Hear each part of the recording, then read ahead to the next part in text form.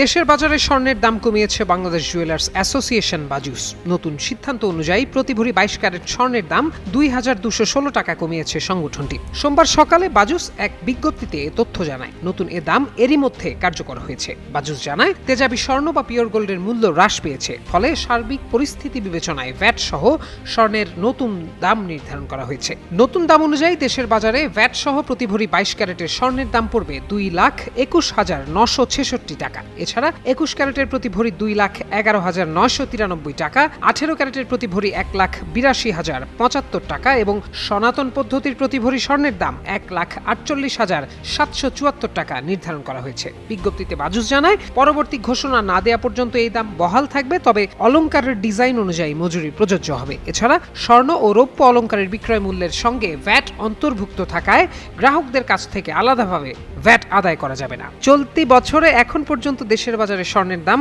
মোট 90 বার সমন্বয় করা হয়েছে। এর মধ্যে 44 বার দাম বেড়েছে, কমেছে 45 বার এবং একবার ভ্যাট সমন্বয় করা হয়েছে।